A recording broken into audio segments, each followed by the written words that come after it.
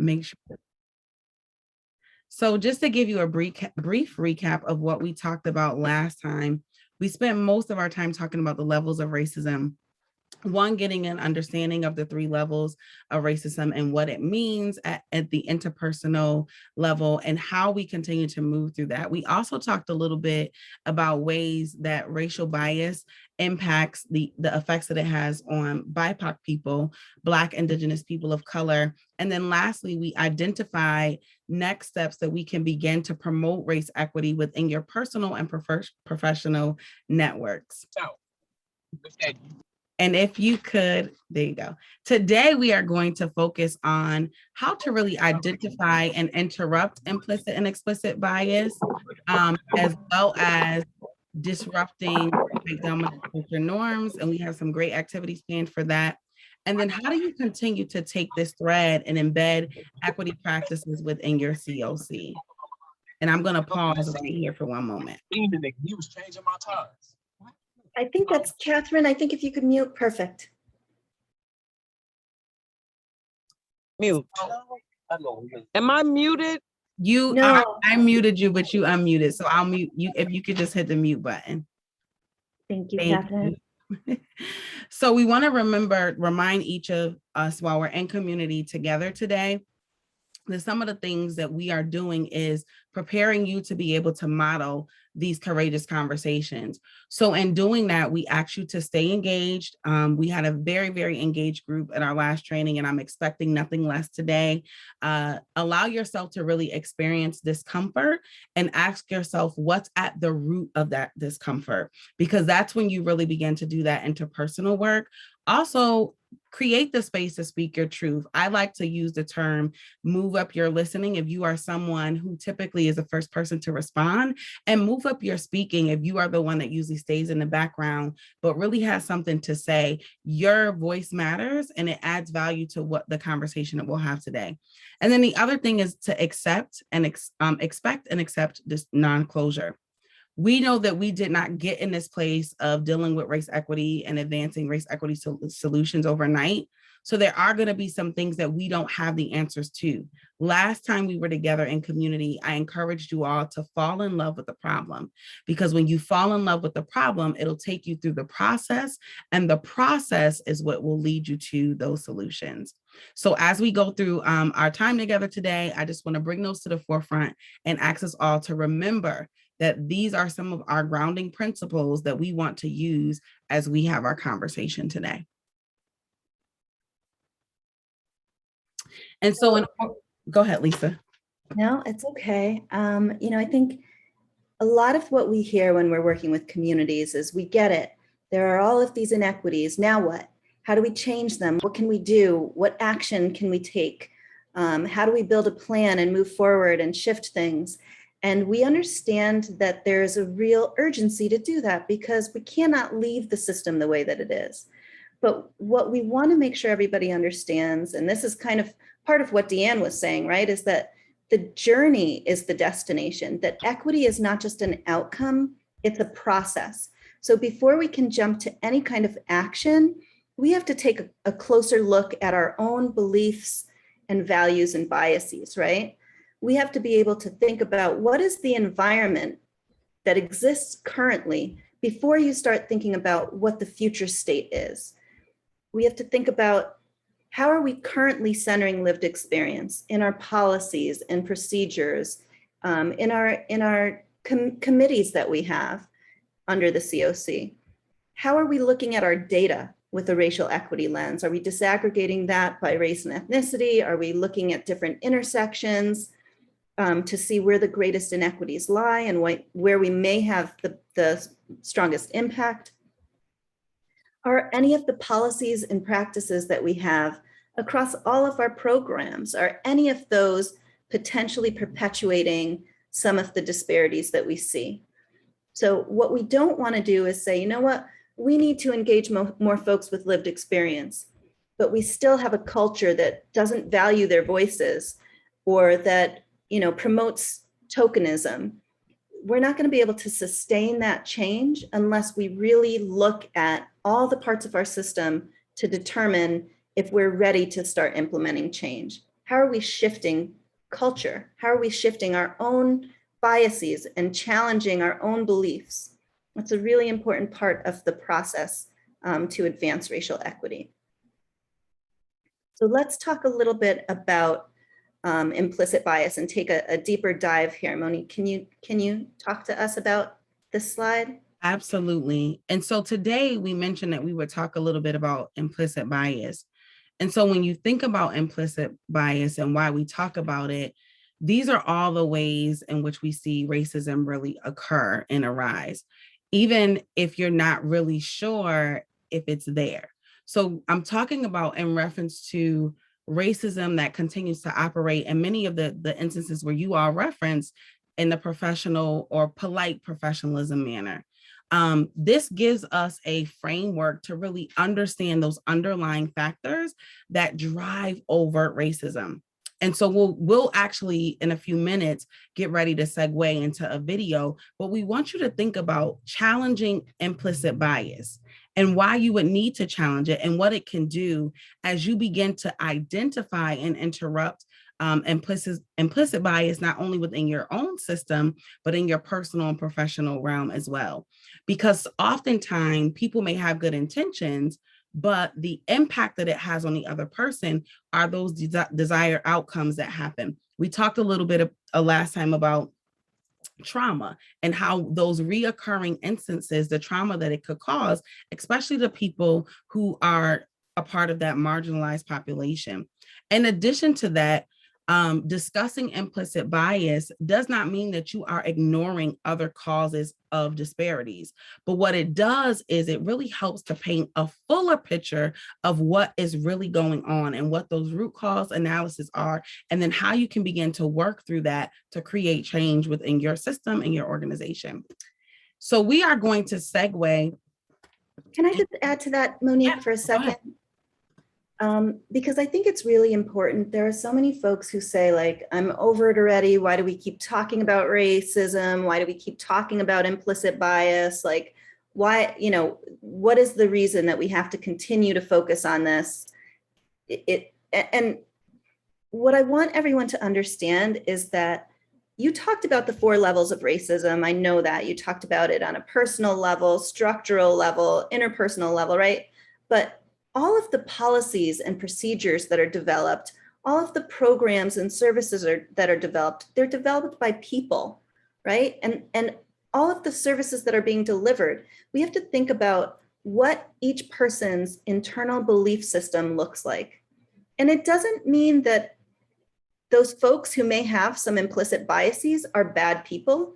We have all been socialized, right, in this racialized society. We're all kind of swimming in the same water, right? And so it doesn't mean that if you have these automatic thoughts, if you have unconscious processes that make you jump to assumptions or create stereotypes in your mind, that happens to everybody who has been raised in this racialized society. So we have to start thinking about the damage that can do and how to unlearn some of that and slow our processes down to really be intentional about creating a different belief system. So I'm gonna keep us going here and play this video so that we can have something to respond to. Everybody just let me know if you can hear this.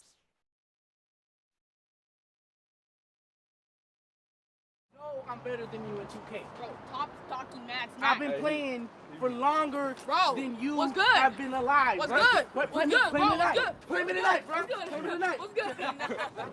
No, but seriously. Monica. You made it. Of course. I wouldn't miss our victory lunch. We worked our butts off on that project. Right? Am I the first? Mm-hmm. Tim and Sonia just texted. They are on their way. Great. I want to celebrate everyone's hard work on this project. You guys did such a good job. I really appreciate it. You bet. I'm just glad we made it. Can I get you something to drink? Oh, just water for now. But you might want to tell your manager about those guys out front. Kind of intimidating. Maybe have the police move them along or something. Sure, I'll talk to my manager. Great.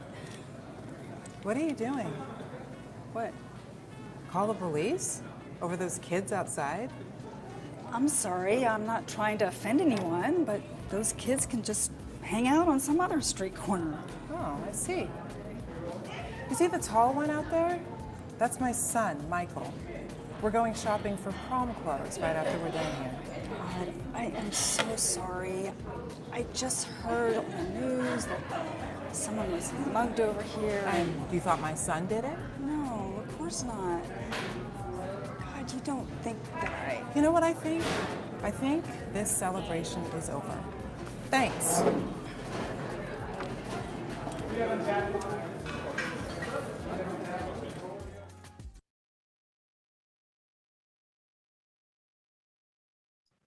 All right. What are your initial reactions to watching this video?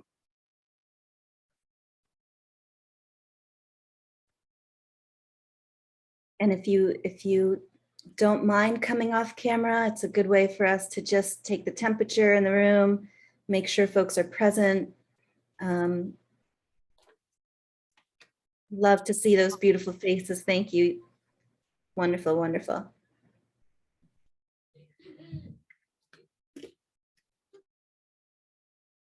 So some folks are commenting in our chat box. Jamie is saying it's a realistic portrayal, implicit bias. Shauna feels frustrated. Deanne thinks it's cringy. A. Brewster feeling frustrated and angry watching that, disappointed and irritated. JC is saying this happens every day where we live. If I Anything? could say Yeah. something. Go ahead. Yeah, this is something that we experience sometimes just outside in our front yard and, you know, doing some work out there, and someone can be walking down the street. We have a lot of, we do a lot of walking. And so they will see us and move to the other side of the street as if we're about to jump them or something. So, you know, it's something that you see all the time, or at least we see it. Thank you for sharing that. Somebody said upsetting because I have a Black son and I wouldn't have left the table. Valerie, anybody if you want to unmute and come off, maybe how would you have responded, or if anyone else in the room wants to. Yeah. Hi, sorry, may I speak? Yeah, it's just a situation where you see two people responding to the same thing in quite different manners. I don't know if you guys can hear me. I'm on my Bluetooth, but you know, like that stuff happens all the time. Like you know, just where you're at. I mean, like in a big place like Oakland or San Francisco or something like that, that happens all the time. That's just a banter of, it's just kids hanging out. You know what I mean? It's just but a different person would see that differently, respond, you know, really differently to that. And it's just unfortunately how we are. It's just ingrained in people's heads. Certain things are ingrained in certain people's heads. Different a reaction like that. You understand? And it's just that it's inherently a systemic thing. I mean, it's just people see stuff on TV. They're fed these things. 10% of these things, they see that, they can apply that to certain races or different people. And you know, people are scared. It's just we have to re-educate people. There are situations where they are dangerous situations, and yeah, we should all be aware of that. But that is just a terrible. You know, it's a pretty good example. That happens all the time. You know, where I'm at, where I'm from, and it's just messed up. Thank you. Yeah, that is such a really great, insightful point. That one, there's two different reactions in that video, right? There's the reaction of the person taking their order, the young lady taking their order. There's the reaction of the mom, and the person taking the order kind of says, oh yeah, okay, I'll talk to my manager, and in sort of a you know, passive tone. It didn't sound like she was necessarily going to call the police or take serious action, but she clearly didn't want to address this woman's biases. And the mom stands up, shuts the meeting down, says, you know, I'm out, that's my son, clearly making it clear that that comment was offensive. Some people are saying, I'm surprised she left the table. And I'm curious to hear a little bit more about why. I'm not surprised she left the table. I thought at first this bitch was just a caricature, like Karen, I think is the caricature's name of that kind of white woman.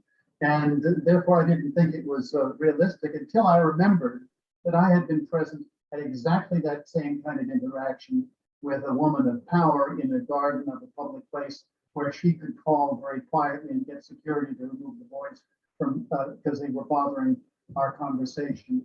Yeah, I didn't think it happened that way, but I remember it does.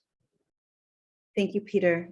I think we've seen so many things lately about people using race as a weapon, right? Calling the police on folks for everyday normal activities because of their perception of how those activities may be dangerous based on someone's race.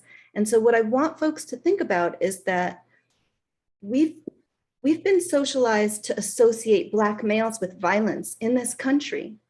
It started for the economic gain of the predominantly white majority of folks, right? It started because in order to be able to implement things like slavery and mass incarceration and things like that, you have to change how others are viewed. In order to have the genocide of Native Americans, you have to think of them as savages, right? You have to, this messaging was created and has continued to be pervasive throughout media, throughout the messages that children learn at the dinner table. This is something that continues on an ongoing basis. And when you look at implicit bias tests, we see that.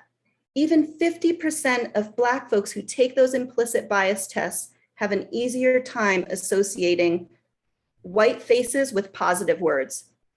75% of white folks have an easier time associating white faces with positive words. That is deeply ingrained in all of our thoughts that are automatic, whether or not it's intentional.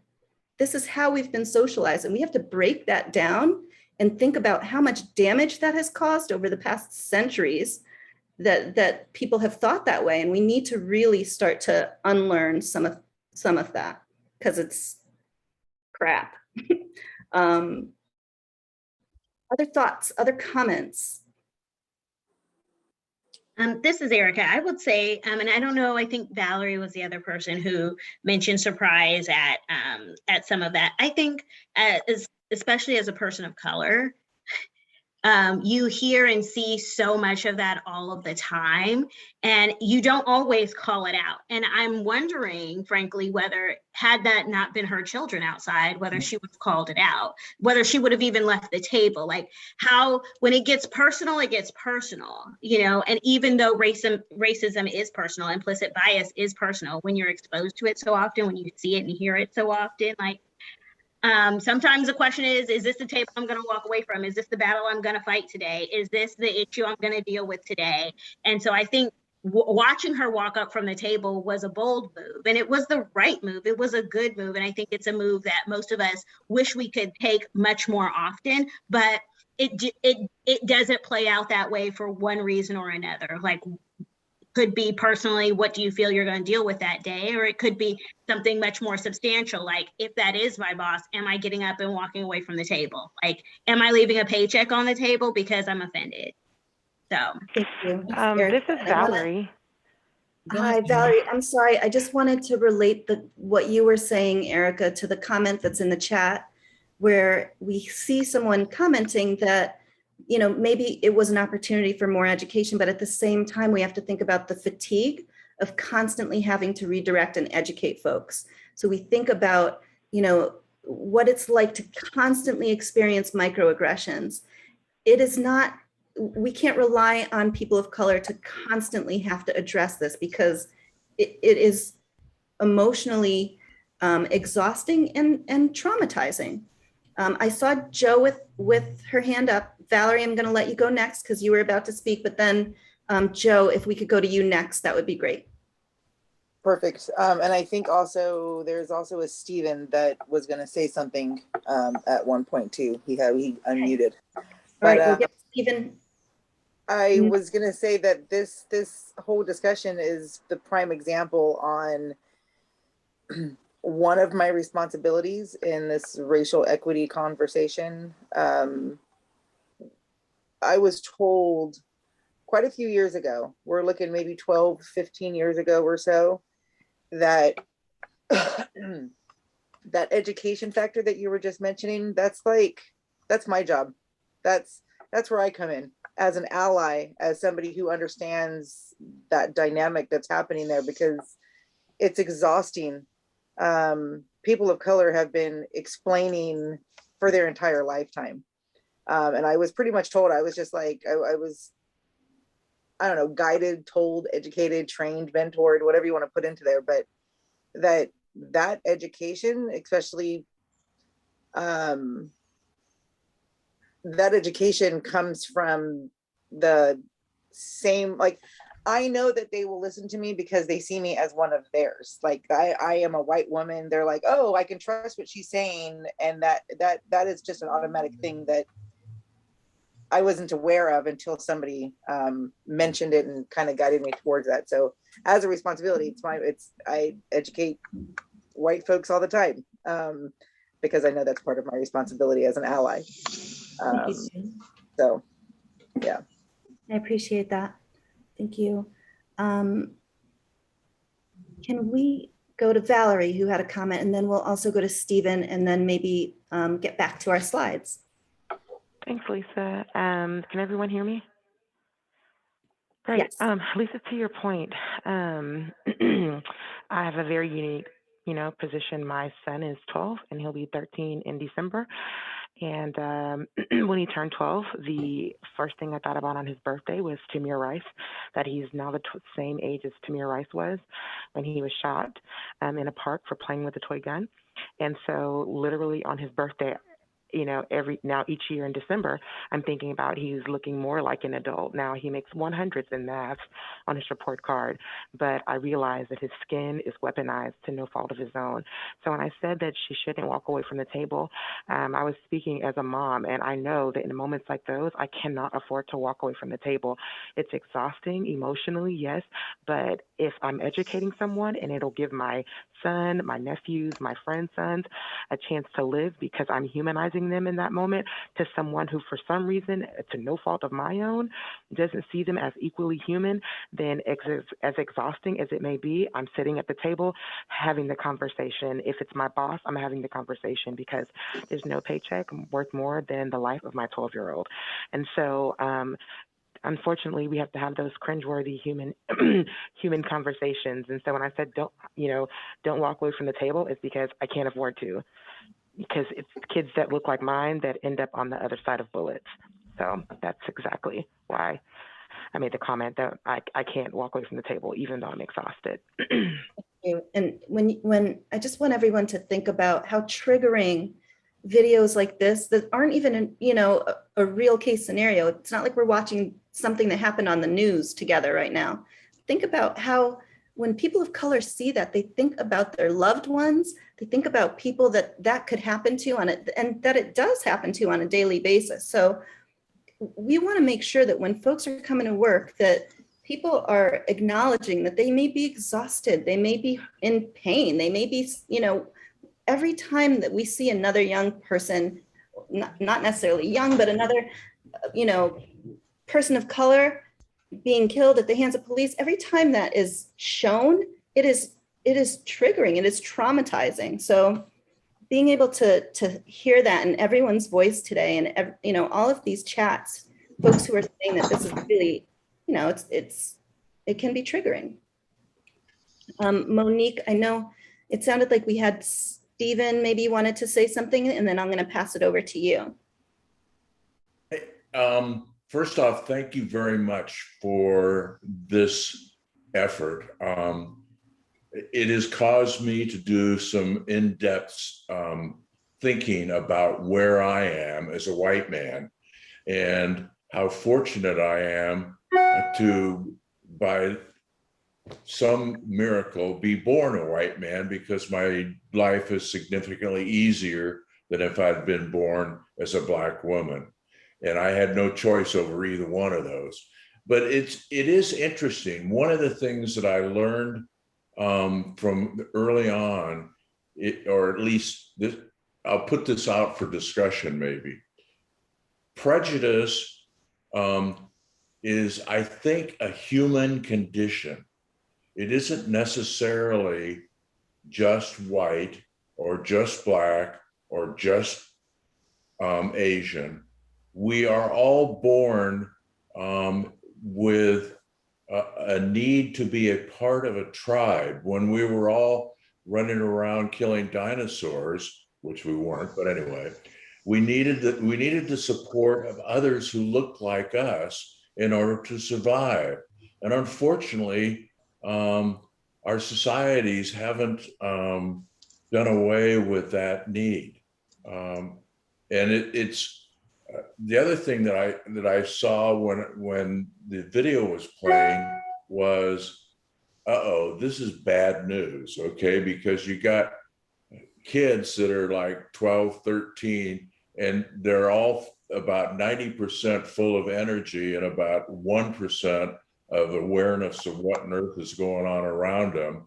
And when they're doing it in front of a restaurant, especially for large kids, which a lot of 13, 14-year-old young men are big, and a woman would be threatened by that. So that's kind of universal. So anyway, that's my 2 cents. Thank you, Stephen, for sharing. And what I was going to say or share with everyone is, and you brought up prejudiceness, and I think that what we have to remember too is that in that prejudiceness, it's sometimes inadequate knowledge that builds those stereotypes about people. And we have to be mindful of that, just as it was demonstrated in this video. So you have someone saying, you know, I can't afford to walk away from the table, but think about that kind of weight that person is carrying and how much trauma can occur because you feel that it's your responsibility to speak up on behalf of young men who you're like, you know what, that could be my son, or that could be my nephew, or that could be my cousin. So there's this huge responsibility that you feel no one's told you have to own it, but you're like, if I don't speak up, then who's going to do it? And when we think about how this correlates with our system, let's think about the people who come through our doors who are experiencing that prejudiceness, who are experiencing those stereotypes every single day. What's our role in dismantling that implicit and explicit bias to say at the core of it, you deserve this opportunity. You are worth it. You are worthy. And so this is why, and I know Lisa's getting ready to take us a little bit further and a little bit deeper, but I want us to really think about this, that when we all showed up, and we talked a little bit about our intersectionality last time, but each of us have a different role and we look at it differently according to where we come from, how we are socialized. So when we talk about advancing race equity, we have to think about it from the sense of, yes, we are talking from our own interpersonal place, but it means something different to each of us, which is even when we talked and were in community last time, we asked, why is it important for you to advance race equity? Because each of our whys are different. But when we think about what the results could be and we go through this process together, we each can transform and change a system. And Lisa, I'm gonna turn it over to you. Okay. Get back to our slide deck for a second, because I think there's an opportunity to process this a little more in thinking about how implicit bias and unchecked racial bias can be impacting the folks you're trying to serve, right? Black, Indigenous, people of color, who are overrepresented in the homeless response system. And so we want you to, again, take yourselves off of mute, talk to us in the chat, think about what this means for the people that you're serving. And I can see Diane, if I can see your hand up, if you want to start us off in this conversation, that would be wonderful. Well, you know, I just had a question about what would have been her reaction if it had been 3 white teenagers playing around. It would have been different. you know, and that's the thing, it would have been different. And so, you know, how do we get past that? I was telling, and I've been, as I was watching the Olympics, I realized that in other countries, people are just representative of their country. If you're Italian, you're Italian. If you're French, you're French. But only in America are we putting, breaking us up into groups. You're African American, you're Chinese American, you're Asian Pacific American. You know, until we stop looking at people that way, how are we going to fix things? Why can't we just be all Americans? I appreciate that, Diane. And I think it speaks to a little bit of what Stephen was saying, where, you know, yes, a lot of people can look at racism and look at these stereotypes and say this is global, that this has happened across different tribes. This has happened, you know, when you think about even skin color in different countries and on different continents, and when you think about gender stereotypes and women just being, you know, intimidated by a group of males to begin with.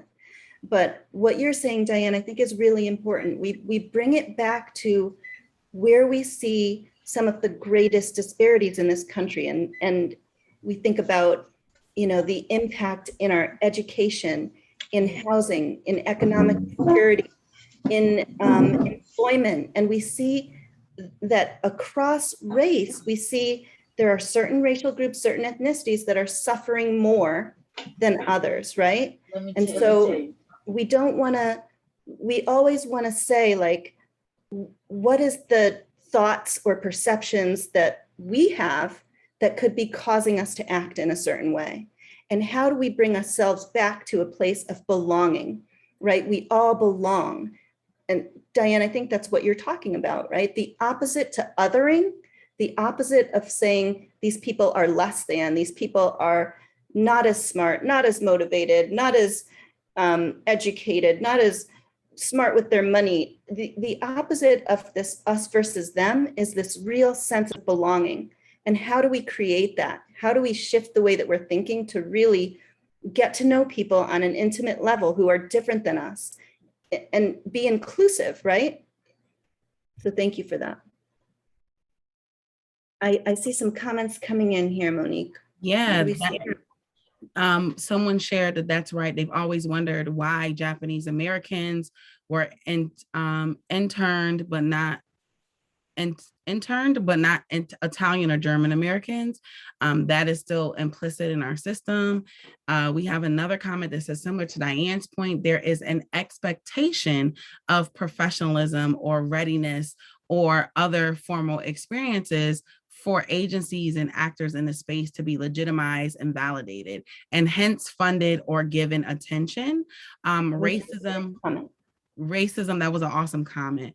Racism among our partner landlords and property owners reinforce segregated housing options. That's another great one to pull from. I like this so much. Any color, ethnicity, be it Asian, African, Indian, gay, straight, trans, homeless, or an addict, and so on. It's just awful to see folks turn their noses up to look down or discount someone due to their color, ways, gender, ethnicity, or lifestyle. It's just disgusting to be hateful and not embrace our beautiful lives as we are. And then the last comment says, assumptions about certain things regarding the unhoused BIPOC population or assuming heavy drug use rather than mental illness. These are all absolutely wonderful comments, Lisa. Definitely. And so, you know, when you think about your own system, you think about the services that are being delivered, you think about folks coming in. I have heard so many times people say, you know, I made a complaint about how my family and I were being treated, and they just looked at me as an angry Black woman. So you think about dismissing voices, for example, as a way that our unchecked racial bias can impact people in our homeless response system. Monique, I think you had a really good example when we were talking about this that I would love for you to share. Sure. I shared with Lisa that I was visiting a organization in Florida, and the outreach worker there was a woman that came in and she was a fairly, like maybe in her early 30s, African-American woman with one child. And the outreach worker made a statement, oh, she probably has 5 kids. And so the CEO, who was a white man, course corrected the outreach worker because it enraged the woman of color who was like, I'm supposed to come here and get help, and you're looking down on me because you made an assumption that because I was young, that I was a young woman who had 5 children. And it left an imprint on me doing this work because the CEO, who was a white or Caucasian male, pulled the outreach worker, who was a male of color, to the side and said, you need to go and apologize because we are here to help people, not further harm them. And it was in that moment, you know, I'm like, there's some bias there for some reason, whatever the reason is, but there was some deeper work that needed to be done. And I mean, this young lady was enraged so much that she wanted to actually attack the outreach worker. So imagine what that would have done for her to continue to perpetuate these things, because I'm upset because someone said something to me. Now I'm at risk and DCF is called. There's just all these other spiral things that could happen. But I think we have to really be intentional and conscious, the consciousness around when we're helping people. Do we see them as human beings versus seeing them as a stereotype? Thank you, Monique. So let's talk about how, right? How to increase that critical consciousness, how to move beyond our own biases. How are we disrupting, challenging, breaking down these biases? And the first part is just educating ourselves, which is what we're doing together, right? Understanding that cycle of socialization, how these things came to be. And so we understand that we're taught on a personal level from the time that we're very, very young, some of the expectations and values and models of thought, right? Who are our role models? What are the rules? All of those things we learn very, very young. Then we think about how this is reinforced through institutions. It's reinforced through our cultural socialization. So, you know, churches and schools and television and the legal system, all of that is reinforcing the things that we learn, the things that we believe. It creates stigma, it creates these stereotypes and leads to a group of folks being privileged and a group of folks who are disadvantaged, right? And folks, you know, they then move into like, what is the result of that, right? And so it creates this dehumanizing behavior. It creates sometimes anger and guilt and confusion, but that's the result. That's how we're impacted by all of that socialization. We have an opportunity to move into this purple where we can say, let's move towards change, or let's do nothing about it. And if we do nothing, we're going right back to the beginning, right? We may feel some guilt. We may have a conscious moment of understanding we could have done something, but it just repeats this cycle. If we choose, however, to start disrupting our implicit bias and move towards change, that means that we really do need to raise our own consciousness. For the folks who talked about how important it is to speak up, use your own privilege to advocate for others, or just mentality kick in when you need it to, there's an opportunity there to interrupt the biases of other folks and educate people when you have an opportunity. Take a stand, question everything, and try to reframe things for folks, right? So change isn't easy, especially because these thoughts come to us without our own awareness. They're automatic, right? So what does it mean to really change that? One, we have to be able to explore and identify our own prejudices. And that takes real self-analysis, right? What are the things that scare you? Who do you trust? Who's in your social circle? You know, are you spending time with folks who are different than you? Have you ever tried to expand your networks? And what does that look like? Are you comfortable when you're a minority in a certain group? right? If you're someone who's white, is that a comfortable feeling for you? We have to be mindful, right? Because it's more likely that we jump to assumptions and our biases when we are under stress. It's when we're stressed and we're trying to handle a situation, it's much easier to rely on our automatic thoughts because our mind is moving so quickly to think about the crisis or think about the situation that's creating stress. So we have to be very mindful and slow down our own process, focus on our breathing. Sometimes that's all it takes. We also need to consider the experiences of folks who are, the point of view for folks who are at the other end of these biases, right? So what can you do? Your own reading, your own exploring content that discusses how other people experience bias. Doesn't mean asking a person of color to educate you, but doing some research to really understand what those experiences are like. Learning to slow down what's automatic and our reflexive action. So just an example, if we're thinking about hiring or promoting in our organization, how do we slow that process down to be intentional about diversity and equity and inclusion? How are we making sure that we're expanding our networks, that we're really working hard to have a representative staff and representative leadership who look like the folks that we're trying to serve?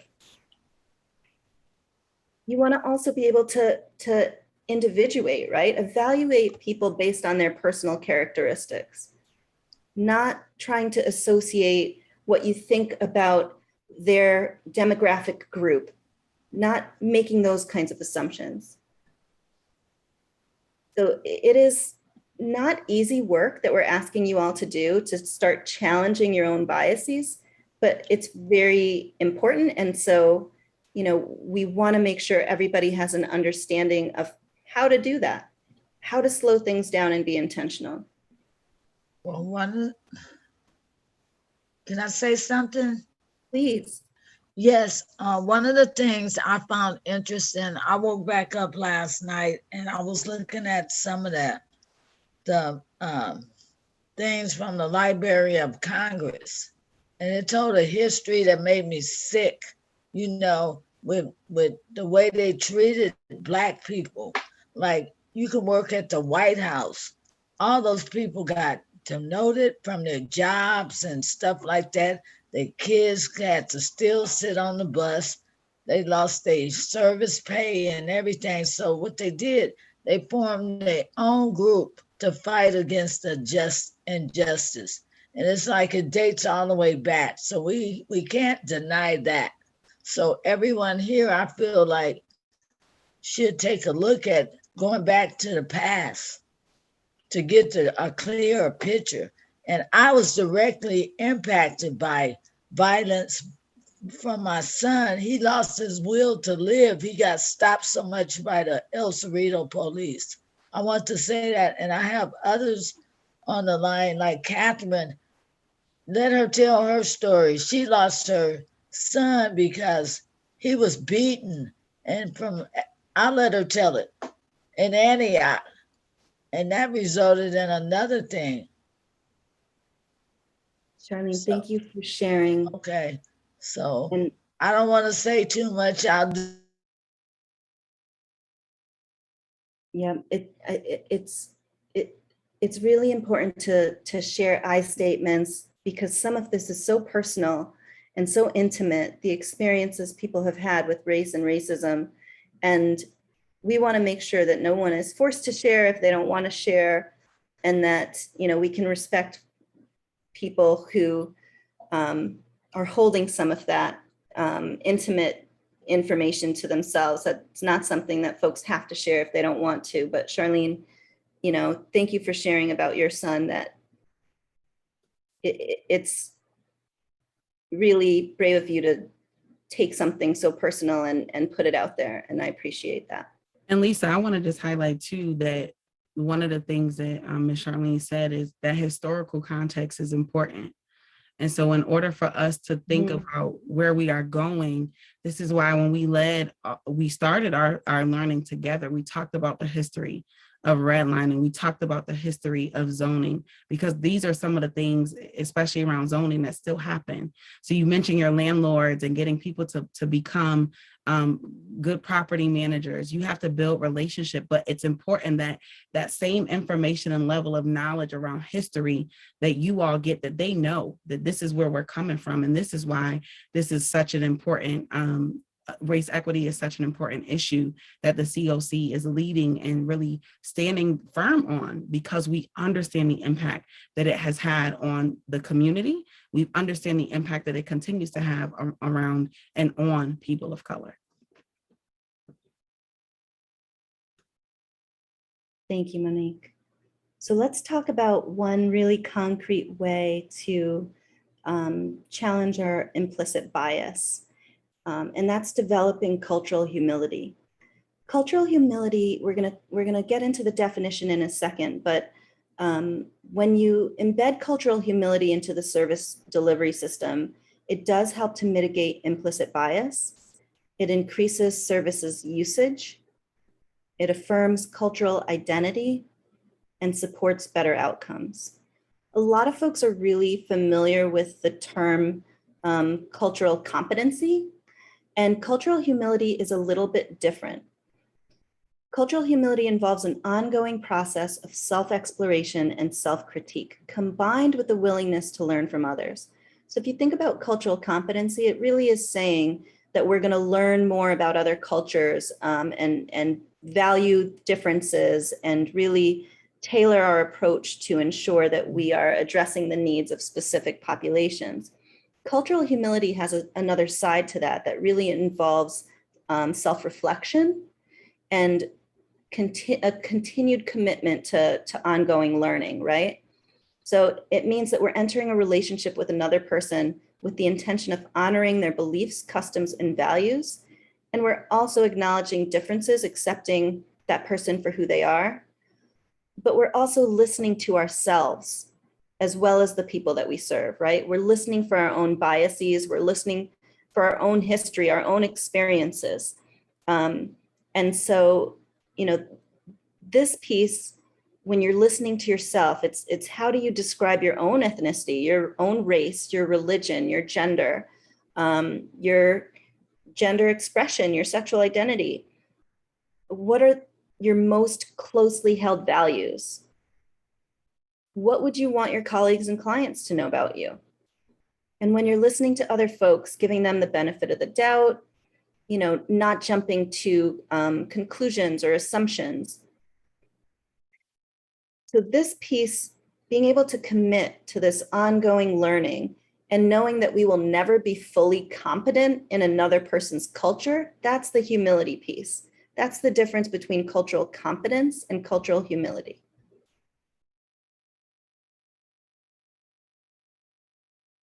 So we talked about this piece already. I think we had a little duplication there, but oops.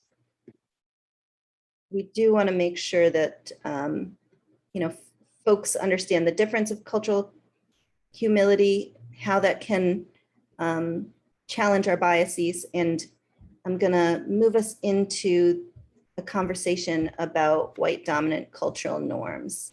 So we talked a little bit about the fact that we're all kind of swimming in this socialized society, and in our society, there are norms, right? Based on the predominant white majority. They have created these norms that we all have established and live in. And some of those norms speak to, you know, our standards for what's professional, our standards for what's beautiful, our standards for what's normal, right? All of that was created by this predominant majority of folks and has an impact in not just our personal networks and how we relate to other people. It also, those norms, those white dominant cultural norms, have an impact on our professional environment. And so we want to talk a little bit about what that means. There are several white dominant cultural norms that we can talk about, and Okun and Jones did a really good job relating what that means. So talking about our attitudes and our behaviors in this white supremacist culture, right? The subtle ways that our norms and preferences and fears play out. And so I want to talk a little bit about the ones that are listed here. That sense of urgency, for example. There is, so many times when you're working in a nonprofit, you understand that the work has to get done, the reports have to go out, you have to house as many people as possible. And that sense of urgency is very different when we're working to address a funder's needs, a funder's timelines, and that's how we're prioritizing our work, versus creating priorities and timelines that are set for sustainability, that are set for equity, making sure that we can have space for what's coming up in the moment that's important to address, making sure that we're setting more realistic timelines based on what the work actually looks like. Some of these white dominant cultural norms can perpetuate other white dominant cultural norms, right? So if you think about having this sense of urgency and being driven by funder deliverables and timelines, that can sometimes lead to transactional relationships instead of transformative relationships, right? Think about trying to get people housed really quickly, and you're not spending time to think about someone's aspirations and their strengths and their assets and what they need to thrive rather than just survive. Another white dominant cultural norm is defensiveness. And defensiveness is really, it's something that I think happens a lot that disrupts our ability to move racial equity work forward. Folks are not willing to really air grievances. There's no place for that. There's a focus on protecting power instead of addressing harms. And people name their intent instead of acknowledging their impact when they're defensive, right? And the alternative to that is vulnerability. We want to give and receive feedback non-defensively, have a clear structure to hear and address grievances. When folks are defensive, you can see how that plays into some of the other white dominant cultural norms, right? This fear of open conflict that folks sometimes have. And there's a reason for it, right? People feel like they have a right to comfort. Politeness is valued over honesty. White fragility goes unchecked. So there's this fear of getting into it when the things that we're talking about require emotion and passion and advocacy, and it requires breaking down systems and talking about it in a way where people are going to be uncomfortable. That's the only thing that's going to lead us. Having some open conflict is the only thing that's going to lead us to calling each other in, learning from one another, and providing direct feedback. It's the only thing that's going to help us to grow and learn, is to be able to have some of those difficult conversations. Equity washing is another one. So equity washing is when you're signing on to these big, lofty goals and big, lofty equity values. You think about when George Floyd died and everybody put out a racial equity statement, right? Everybody was like, this is wrong. We are here as allies. We are here to change the world. But many of those organizations, many of those companies didn't enact any change other than putting out a statement. That's equity washing. Another example is hiring people of color, but not supporting a culture shift to retain them. And equity washing prevents us from doing any real equity work, right? It's surface. Another example of a common white dominant cultural norm that plays out in our systems and in nonprofits is this paternalism. And so that's when there's no consultation, there's no transparency in how decisions are being made, why decisions are being made. people take over campaigns and mediate and facilitate others that they might feel are less qualified, less equipped, less skilled. And the opposite of paternalism is partnership, right? Where decision-making is clear and the affected parties are consulted. They're part of changing process and changing policies, especially the ones that will impact them. So I'm gonna stop there for a second. And I know we're gonna go into some breakouts, but I just wanted to let you know that Monique has added a slide at the end that has the resources. So I referenced that there are a lot of other white dominant cultural norms, and we can point out which resource that is. Erica commented on the article that outlines this. We took this directly from that, so we're going to share that with you as well. As we go into breakout groups, I just want to give a little bit of a heads up of what our activity is going to be and what we're going to be doing. So we are using a platform called Jamboard. And Monique, I'm going to stop sharing my slide. If you wouldn't mind sharing a Jamboard screen so that folks know what to expect when they go into Jamboard. And I will, okay. So if everybody sees at the top of the slide, there's like that, this is page 1 out of 6, right? And if you use the arrow on the top, you can go to page 2 out of 6. You can go to page 3 out of 6.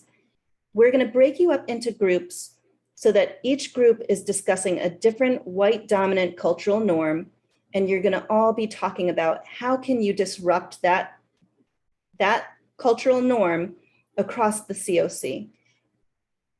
So depending on what group you're in, you're going to go to the page specific to that white dominant cultural norm. Additionally, if you see on the left-hand side where Monique's pointer is, that is the icon for a sticky note. If you hit the icon, a sticky note will come up. You can choose whatever color you want it to be, and you can type in your response there, and then just hit save. It will save your response on that page. You can choose to put your name on there or not. The fun thing about Jamboard is that we'll see everybody's comments and we can look at them together. In addition to that, we can also remain anonymous. What I'll ask you to do though for each group, just so that we can ensure there's conversation happening, if one person could be the note taker and one person could be adding onto the sticky, and then I'm going to ask all of you when we come back to the room to choose 1 or 2 things that one of you are willing to report back to our bigger group. So your comments will be anonymous to the bigger group, but not so much to your internal group. And so we need a note taker for every group and someone who's willing to report out. The breakout sessions, there's going to be 4 breakout rooms. Monique and I are going to be joining you on and off, but this is going to be something that we would like you guys to lead this discussion. We're just going to be there to observe and provide minimal support if needed. Okay. So Monique, did you put the link for the Jamboard in the chat or not yet? Not yet, but I'll do that right now as we get ready to launch the rooms. I also want to highlight that the definitions for each of the white dominant cultures are also, the white dominant culture norm is also listed in on the Jamboard. So you'll have that as well. And here we go. Yep. And the alternative. So perfect.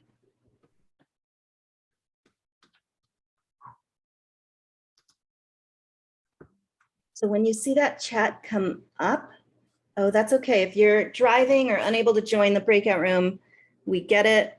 If you could click on the link that Monique just put in the chat, then everyone will be in that Jamboard with us. We can all play together.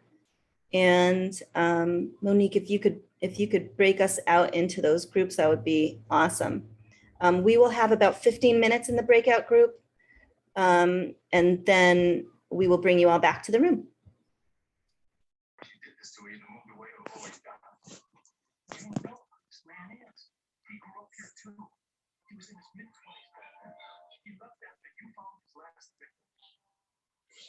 See you all soon.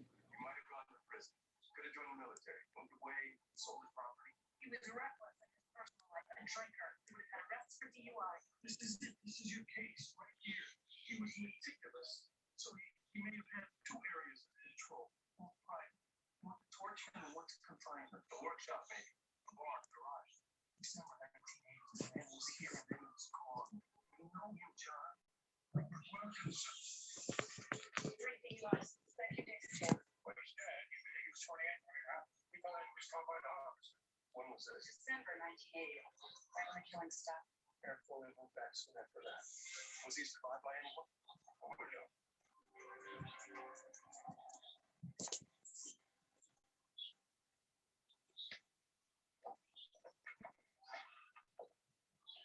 Champ, come here. Hello, Mary. Lady, come in.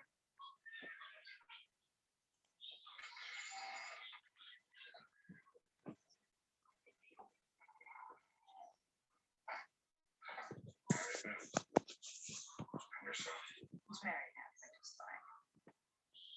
I know you didn't make a house call to see how I'm doing. We're investigating a case and it's at us. He's been dead for 27 years. Murdered 5 women in 1980. I'm sure you remember. Sorry, you hadn't thought about it. You were a young widow. Sure, so you could raise your son by yourself. It's hard to believe you wouldn't think about it. I never felt sorry for yourself. Most women who widowed young consider themselves victims. I moved on. You remarried? I moved back here with my parents. Stayed here for a bit while I was pregnant. Father came when he back. He begged me to come home. Said it changed. Did he? I don't know. He died. She doesn't seem too upset. She wasn't surprised. She didn't even ask why we thought he did it. Sorry, there were some people who weren't assigned, so I'm assigning you now. No worries. I'm getting you all where you need to be. I'm moving as fast as I can. So just accept it when you see it come up, and you should be all set. So who's doing it now?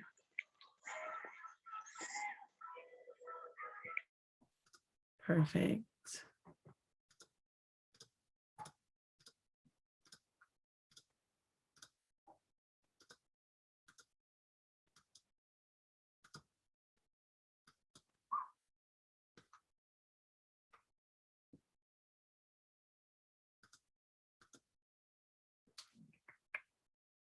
All right, I see there's some people unassigned. Give me 1 second.